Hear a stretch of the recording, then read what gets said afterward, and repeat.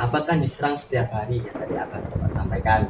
Terus benteng apa yang Abah lakukan dan seperti apa?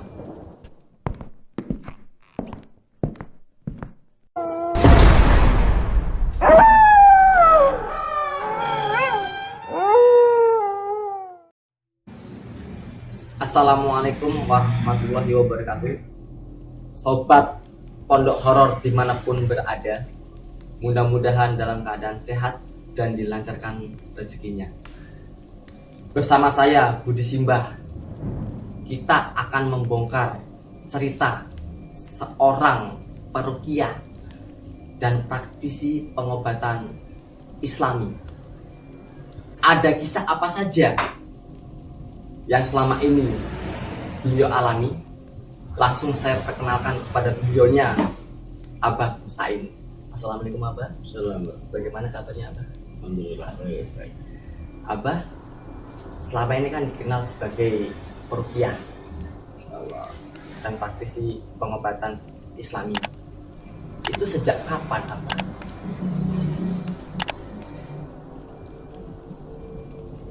Sudah cukup lama sebenarnya.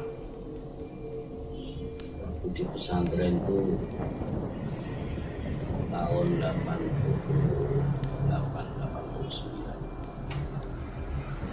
Tapi kalau di pondok pesantren itu terbatas karena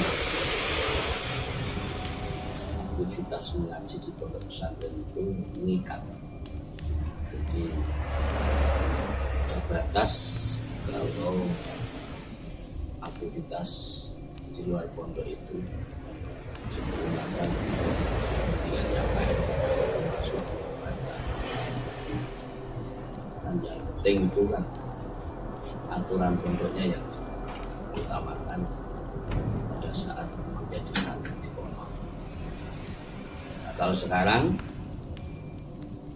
sudah berkeluarga, tentunya kita sendiri yang atur.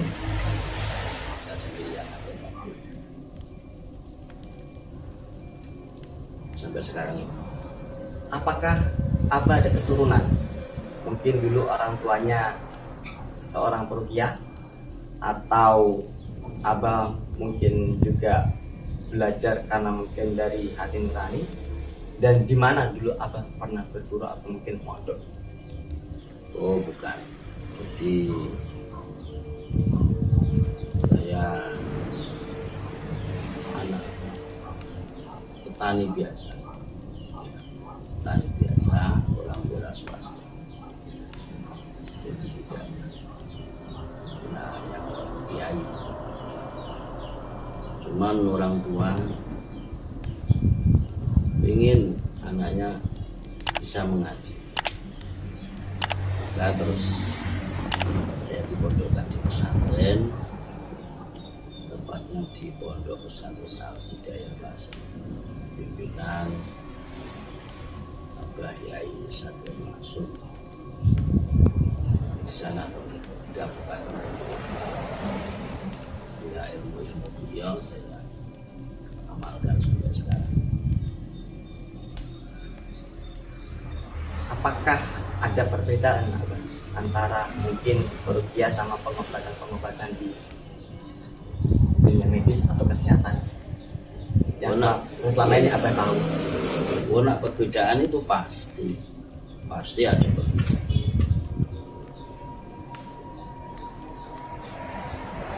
Namun perbedaan apapun tidak boleh merenggangkan cara, baik pengobatan secara medis maupun pengobatan secara herbal atau Islami. Diharapkan ada kerjasama yang baik.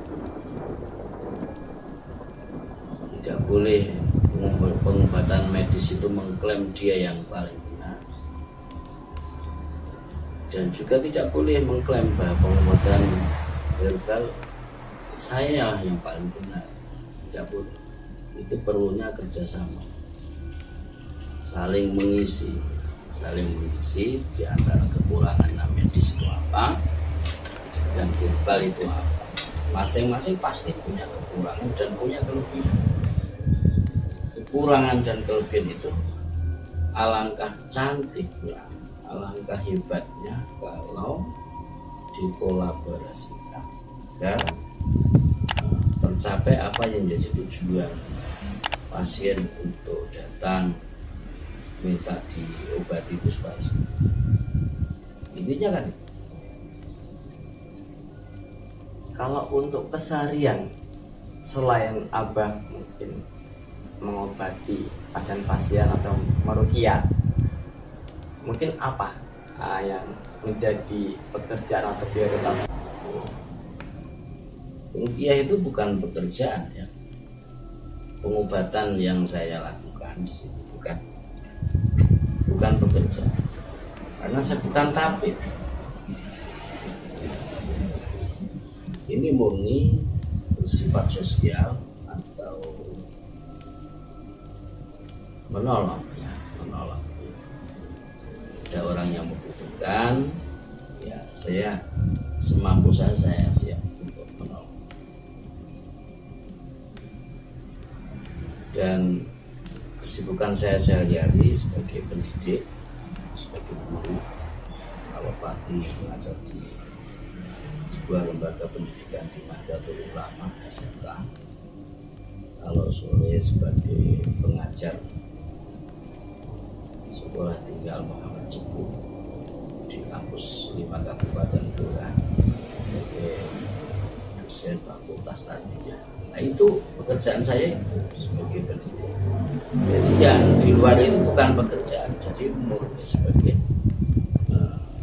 bakti sosial saya terhadap masyarakat, terhadap umat siapapun itu, tidak hanya umat Islam. Jadi umat-umat yang lain boleh untuk minta bantuan kepada saya, dan saya karena ini sifatnya bukan menolong, jadi tidak ada muatan komersial dan lain sebagainya, tidak. Berarti memang niatnya Abah niat Allah karena Allah ya. Oh iya, Saya dengar dan saya pernah tahu katanya Abah Ali Demit. Itu sebenarnya apa yang dimaksud Ali Demit? oh itu ya, itu istilah baru ya, istilah baru. Kalau dinamakan zaman sekarang itu istilah zaman now. Itu awalnya itu di Blora ada sebuah komunitas, ini agak panjang sedikit ini, komunitas perkumpulan orang-orang yang senang tanaman. Sedangkan saya sendiri juga senang sama tanaman, juga senang. Karena saya itu berada di desa, di kampung, istilah senang itu namanya demi, bahasa Jawanya demi. Karena saya demen ijer tanduran, saya membuat komunitas sendiri, seneng ijer tanduran, sing disingkat demen ijer tanduran, demen ijer tanduran, disingkat demit itu sendiri. Tapi ini sama sekali tidak boleh dikaitkan dengan dunia gaib. Demit itu maksudnya tidak dunia gaib, akan tetapi boleh ya, boleh dikolaborasikan dengan dunia gaib. Maksudnya bagaimana? Misalkan ada pasien yang sakit, nah, orang namanya sakit itu kan tidak hanya butuhannya dia pengen sembuhan, tidak hanya diruqyah saja. Diruqyah berarti kaitannya dengan gaib. Tapi kalau sakitnya tidak perlu diruqyah, kan perlu obat yang lain. Nah, perlu obat yang lain itu butuh tanaman herbal. Nah, disitulah keterkaitan demit itu tadi. Demen ijer tanduran yang saya tanam, yang saya tandur itu ada obat-obat herbal, apotek hidup istilahnya. Nah, dia harus diobati hidup. Itu maksudnya demit. kapan nih Abah mulai komunitas ini didirikan?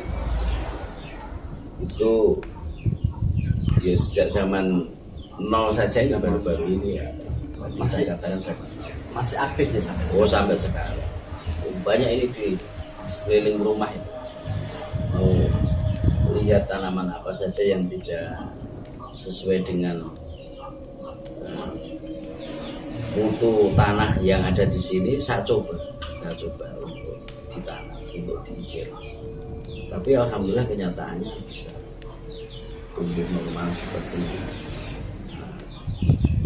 tanaman-tanaman yang lain pada umumnya. Sama daerah dingin, saya coba di daerah panas, ternyata bisa hidup dengan resep-resep yang saya yakini bisa ditanam di sini.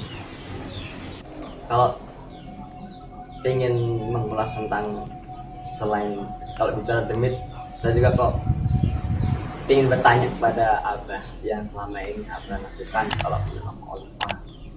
Mungkin kan begitu banyak pasien yang Abah tangani, yang mungkin kalau Abah ingat-ingat salah satunya seperti apa sih? Mungkin mereka-mereka yang sakit-sakitnya tuh di luar logika manusia.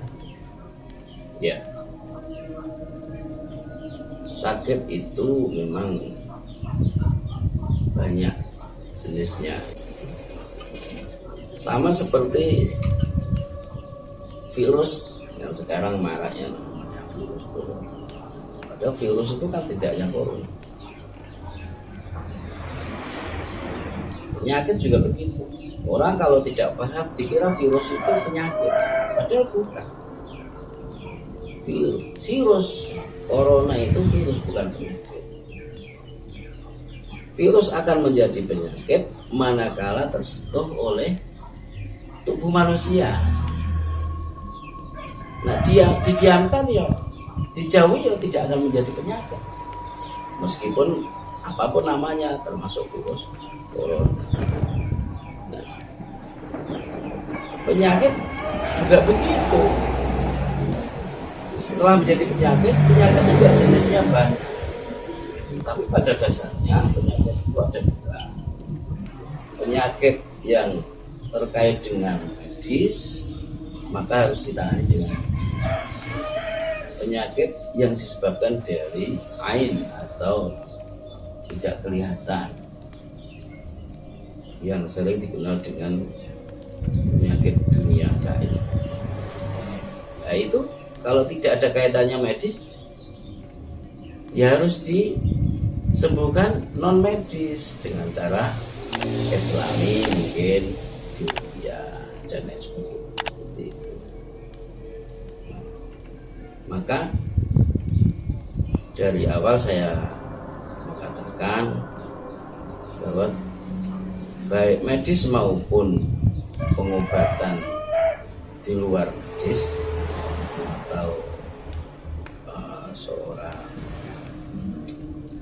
praktisi yang tadi Neng bilang, sebaiknya ada kerjasama yang baik, karena ini betul-betul merupakan bagian dari edukasi kepada masyarakat, memberi pemahaman kepada masyarakat biar tidak berobat kepada orang-orang yang salah, tempat-tempat yang salah. Sekarang itu banyak sekali orang yang sengaja itu ya, mempunyai membuka praktek, tapi pada kenyataannya malah memeras pasien. Nah, itu ya tidak boleh terjadi. Ini perlu disampaikan kepada masyarakat agar tidak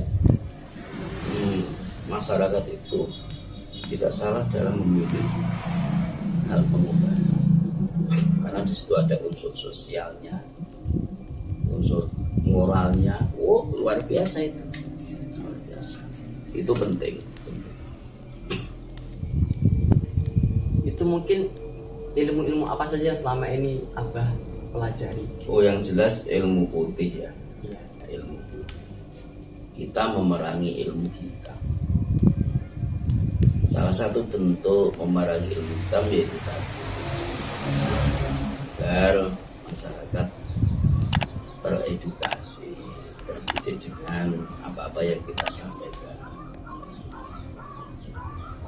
Jadi dewasa ini masih marah, masyarakat kita itu masih banyak percaya terhadap pengobatan-pengobatan pada orang-orang yang tidak mempunyai moral, sehingga dia dijadikan korban, baik korban secara materi maupun yang lain-lain. Itu kan kasihan. Jadi yang jelas kita sebagai pengamal ilmu putih harus memberikan sumbangsih kepada masyarakat yang terkena ilmu hitam supaya dapat menjawab apa yang menjadi kebutuhan masyarakat yang sakit, pasien yang sakit agar tidak salah.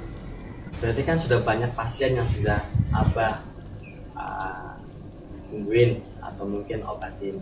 Mungkin salah satu yang Abah ingat, saya ingin tanya yang awal-awal. Seperti apa penyakitnya, terus bagaimana Abah menanganinya dan butuh berapa lama, dan apakah ada efek sampai ke Abah? Yang nyembuhin bukan saya, jadi Allah SWT.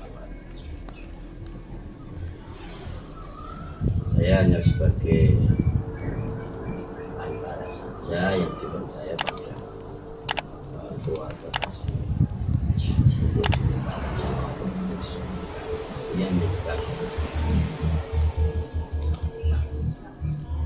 Pada tahun 88 itu saya masih di pondok. Itu pernah suatu ketika ada orang yang sakit, perutnya besar,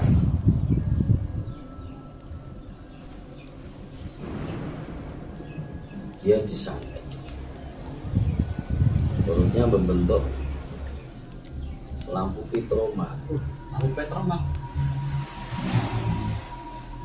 Waktu itu memang lampu petroma kan zaman itu memang lampu yang sudah tidak asing lagi, karena listrik belum banyak yang masuk desa, belum ada listrik banyak seperti sekarang. Ilmu hitam salah satunya ya santet itu tadi,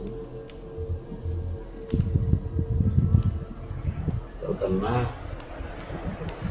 santet perutnya itu diisi lampu gitu, jadi bentuknya perutnya itu ada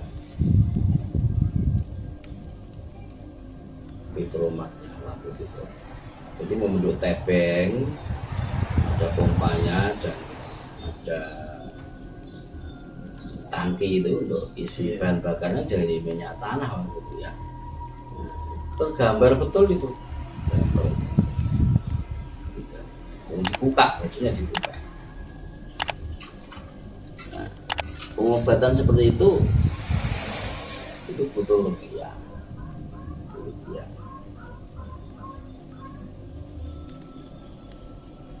Bahkan ilmu hitam tidak hanya itu saja, banyak.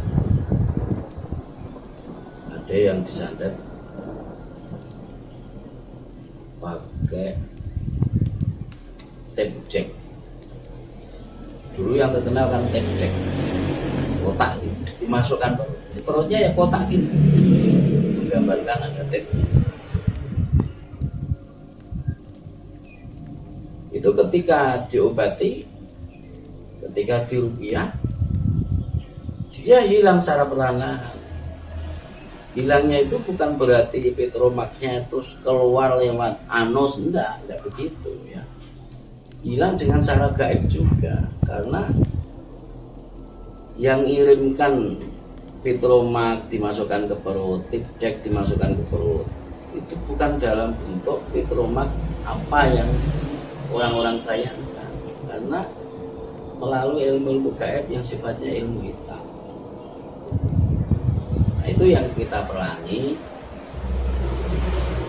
dengan ilmu ya,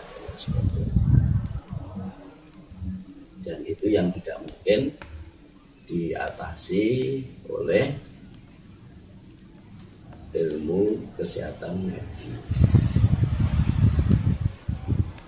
dan tidak boleh dipaksakan ke medis, memang tidak ada hubungannya. Maka ketika dipaksakan pun di rumah sakit, misalnya dibawa rumah sakit, ya dalam visnya ketika perutnya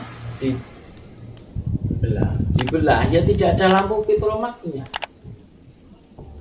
tapi tetap membentuk lampu petromak. Itulah gaib. Jadi kalau memang itu terkait dengan ilmu gaib, santet dan sebagainya, jangan sampai dikait-kaitkan dengan medis. Begitu juga sebaliknya, ilmu medis pun jangan sampai dikait-kaitkan dengan ilmu gaib. Yang tidak terkait dengan ilmu gaib jangan dikait-kaitkan dengan pembelajaran di edukasi kepada masyarakat. Ada suatu ketika, ini tetangga saya sendiri nih, ada seorang ibu perutnya besar seperti orang hamil itu, padahal dia tidak punya suami, dan orang yang taat ibadah, tidak mungkin serong dan tidak mungkin. Saya tahu keseharian beliau. Kata tetangga-tetangga, dia disandet orang, perutnya besar disandet orang.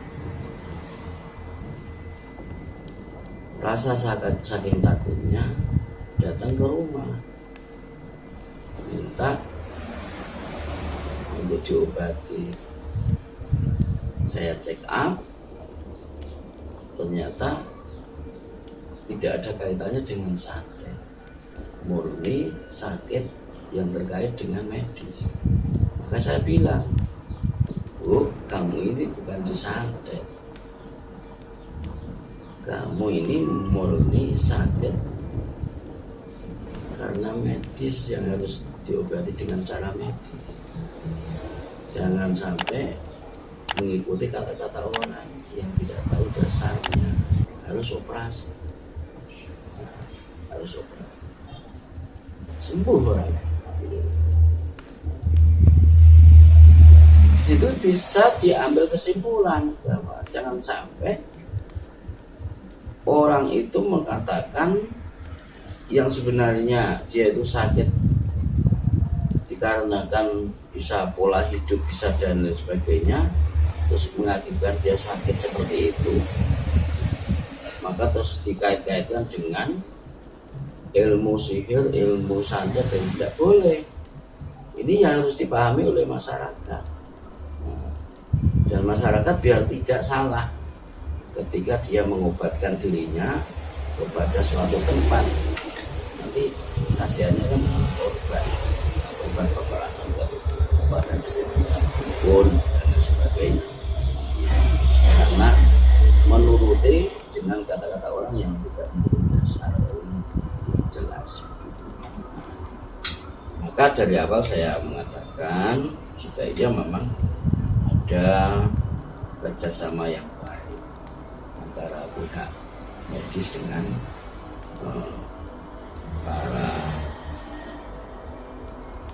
orang-orang tua yang menyukai di luar. Itu seperti itu. Berarti memang dari awal Abang sudah tahu ya, mana-mana yang bisa diobati dengan rupiah, mana-mana yang harus menuju ke mungkin ke medis atau kesehatan. Masya Allah. Selama ini yang pernah Abah alami juga pastinya kan berbagai macam penyakit yang diderita oleh pasien, sampai seperti yang kita juga di luar nalar manusia atau logika manusia. Ada nggak yang pernah mungkin menyerang Abah, atau mungkin bahkan sampai Abah sampai kewalahan, atau sebaliknya bahkan Abah sampai mungkin tidak sampai perlu bantuan lah mungkin sama namanya apa? Oh, kalau diserang tiap hari, Sampai setiap hari itu. tiap hari ada penyerangan, terutama pada dunia gaib. Tapi kita tidak perlu takut, tidak perlu gelisah, tidak perlu galau sekarang. Penting kita menguati benteng atau pagar. Itu aja yang penting. Toh kita tujuannya bukan untuk komersial, kan bukan. Kita murni untuk membantu. Agar umat tidak melakukan tindakan pengobatan pada orang yang salah. Kasihan bagaimana orang yang jamak, kasihan. Hal semacam inilah yang penting disampaikan kepada masyarakat, kepada umat. Hal semacam ini kan orang-orang di luar sana yang pakai hitam tentunya kan tidak terima, karena berpengaruh kepada penghasilan mereka, bersifat komersial. Sedangkan kita tidak punya tujuan itu. Tujuan kita mungkin untuk ibadah, mungkin kegiatan sosial. Seperti itu.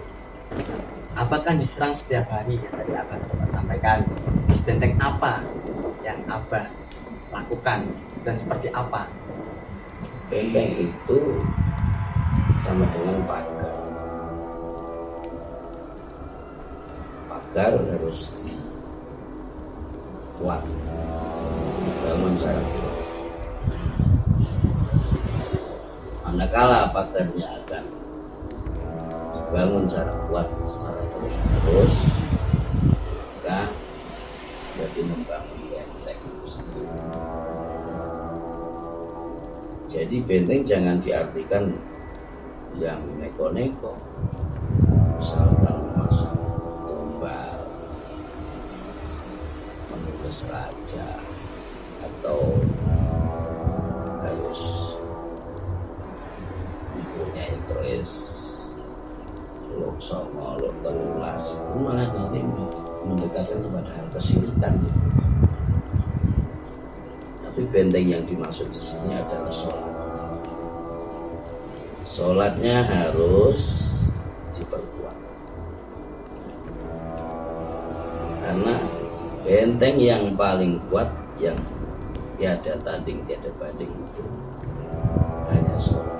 Tidak ada yang lebih hebat dari benteng apapun kecuali sholat.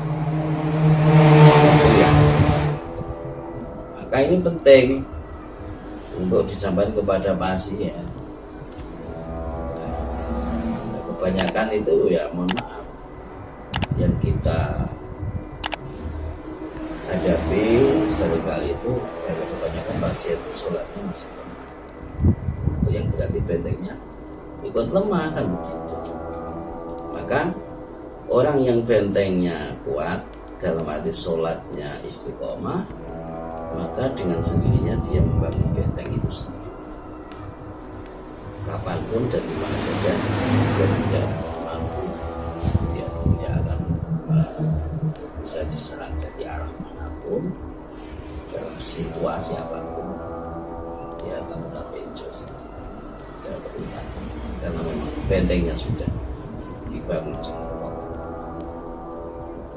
Itu yang saya maksudkan benteng. Berarti dimaksudkan benteng adalah ibadah sholat ya. Iya. Berarti yang seperti yang saya juga sering lihat mungkin di beberapa rumah seperti ada tulisan-tulisan Arab, ada bahkan ada tulisan raja itu bahkan tidak diperbolehkan. Bukan tidak diperbolehkan, itu benteng tapi masih lemah. Nah, benteng masih lemah. Nah, benteng yang paling kuat itu sholat, itu yang saya maksud. Maka kita boleh masang benteng-benteng yang lain, tapi jangan sampai mengesampingkan sholatnya. Jadi kita percuma kalau mempunyai benteng-benteng yang cenderung nanti berakibat kepada hal kesyirikan, tapi sholatnya tidak ditata dengan baik, tidak dilaksanakan dengan istiqomah. Itu enggak penting. Penting sholatnya itu yang perlu di istiqomahkan dalam kehidupan sehari-hari. Begitu sobat, benteng yang dimaksud oleh Abah adalah sholat. Untuk selanjutnya, tadi sempat Abah cerita di mana ada pasien yang sempat kemasukan lampu petromak, bahkan tape recorder. Itu seperti apa sih? Dan bagaimana cara Abah menyembuhkan? Penyebabnya itu apa? Mungkin di video berikutnya akan kami kupas lagi secara detail, akan kita bongkar lagi. Makanya tetap di channel kami. Wassalamualaikum warahmatullahi wabarakatuh.